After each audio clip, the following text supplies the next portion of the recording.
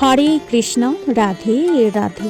মৌমিতা পরিবারে আপনাদেরকে জানাই অনেক অনেক শুভেচ্ছা ও অভিনন্দন। আজকের আলোচ্য বিষয়টি হচ্ছে সরস্বতী পূজার আগে কুল খেতে নেই কেন। শ্রোতা বন্ধুরা, আজকের এই ভিডিওটি আপনারা প্রথম থেকে শেষ পর্যন্ত মনোযোগ সহকারে শ্রবণ করুন।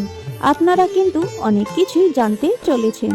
ভিডিওটির মূল বিষয়ে প্রবেশ করার আগে আমার সকল শ্রোতা বন্ধুদের কাছে একটি অনুরোধ, মৌমিতা পরিবার রাধা মাধব এই চ্যানেলটিকে আপনারা সাবস্ক্রাইব করে পাশে থাকা বেল আইকনটি অন করে রাখুন, যাতে আমার সকল ভিডিওর নোটিফিকেশন আপনি কিন্তু খুব সহজেই পেয়ে যাবেন। তাহলে চলুন বন্ধুরা, এইবারে ভিডিওটি শুরু করা যাক। আর কয়েকদিন পরে সরস্বতী পূজার আনন্দে মেতে উঠবে সবাই। বাগদেবীর আরাধনার একটি উল্লেখযোগ্য প্রথা হলো এই যে সরস্বতী পূজার আগে নাকি কুল খেতে নেই। এই প্রথার পেছনেও কিন্তু একটি কারণ লুকিয়ে আছে। তা জানেন কি? মাঘ মাসের শুক্লপক্ষের পঞ্চমী তিথিতে পালিত হয় বসন্ত পঞ্চমী। এই একই দিনে করা হয় বাগদেবীর আরাধনা। সরস্বতী পূজার আগে কুল খেলে স্বয়ং বিদ্যার দেবী রুষ্ট হয় বলে ছোটবেলা থেকেই আমরা শুনে আসছি। কিন্তু কেন এই প্রথা প্রচলিত সেটা জেনে নিন। আর সামাজিক কারণ, আমাদের দেশের কৃষি প্রধান অর্থনীতি যে কোনো নতুন ফসলকে প্রথমে ঈশ্বরের উদ্দেশ্যে উৎসর্গ করে তারপর আমাদের খাওয়ার কথা প্রচলিত।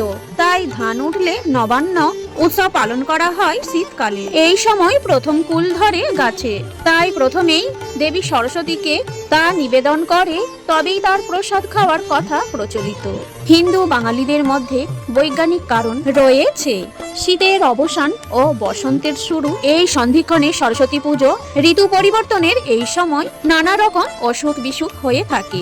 সরস্বতী পুজোর সময়েই কুল পাকা শুরু হয়। তার আগে কাঁচা কুল খেলে পেটের সমস্যা দেখা দেয়। সেই কারণেও সরস্বতী পুজোর আগে কুল খেতে নিষেধ করা হয়। পুরাণ অনুসারে একটি কাহিনী প্রচলিত আছে।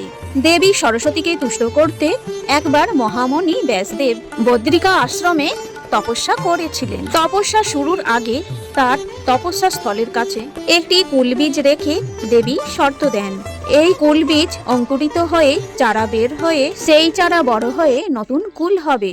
দেবী বললেন, যেদিন সেই কুল পেকে ব্যাসদেবের মাথায় পতিত হবে সেই দিন তার তপস্যা পূর্ণ হবে বা সরস্বতী দেবী তুষ্ট হবেন। ব্যাসদেবও সেই শর্ত মেনে নিয়ে তপস্যা শুরু করলেন। ধীরে ধীরে বেশ কয়েক বছরে এই কুল বীজ অঙ্কুরিত হয়ে চারা বের হয়ে সেই চারা বড় হয়ে নতুন কুল হয় এবং একদিন তা পেকে সেই কুল ব্যাসদেবের মাথায় পড়ে পতিত হয়। তখন ব্যাসদেব বুঝতে পারেন যে সরস্বতী দেবী তার প্রতি তুষ্ট হয়েছেন। সেদিনটি ছিল পঞ্চমী। সেই দিন মা সরস্বতী দেবীকে কুল ফল নিবেদন করে অর্চনা করে তিনি ব্রহ্মসূত্র রচনা আরম্ভ করেন।